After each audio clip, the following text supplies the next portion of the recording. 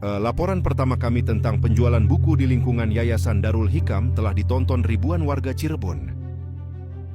Pertanyaan publik pun mulai bermunculan. Jika madrasah menerima dana BOS, mengapa siswa masih diwajibkan membeli buku, bahkan dengan harga yang jauh lebih mahal dari harga pasar?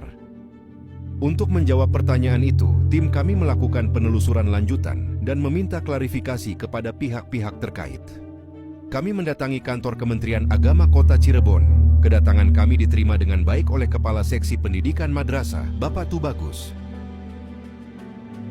Menurut penjelasan Kementerian Agama, madrasah penerima dana BOS harus menjalankan pengelolaan dana sesuai petunjuk teknis yang berlaku. Dana tersebut dapat digunakan untuk pengadaan buku pelajaran bagi siswa. Jika madrasah penerima BOS tetap mewajibkan siswa membeli buku dengan harga tertentu, praktik tersebut berpotensi bertentangan dengan ketentuan penggunaan dana BOS. Kemudian Kementerian Agama menyatakan bahwa jika terdapat dugaan pelanggaran, pimpinan madrasah dapat dipanggil untuk dimintai klarifikasi, bahkan tidak menutup kemungkinan adanya sanksi administratif jika pelanggaran terbukti. Di lapangan, beberapa wali murid menanyakan hal ini kepada pihak pengelola koperasi. Jawabnya adalah, "Itu jelas hoax. Biarkan saja, nanti akan hilang begitu saja. Biasa wartawan cari sensasi." jika berita ini dianggap tidak benar, kenapa tidak pernah membuat klarifikasi kepada publik secara terbuka? Kenapa pintu selalu tertutup untuk klarifikasi?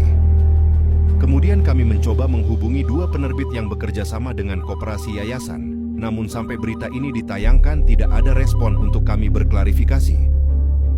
Diskon besar sering diberikan kepada sekolah atau koperasi dari penerbit. Tujuannya seharusnya untuk membantu akses buku bagi siswa. Tetapi ketika buku yang sama justru dijual kembali kepada murid dengan harga tinggi, pertanyaannya sederhana. Apakah demi mengejar omzet penjualan setiap tahun, penerbit memilih menutup mata terhadap praktik penjualan buku di sekolah? Kemudian, kenapa koperasi dan penerbit kompak menghindar untuk klarifikasi? Ada apa? Perhatian publik juga tertuju pada peran komite sekolah, sebab komite seharusnya menjadi jembatan antara sekolah dan orang tua.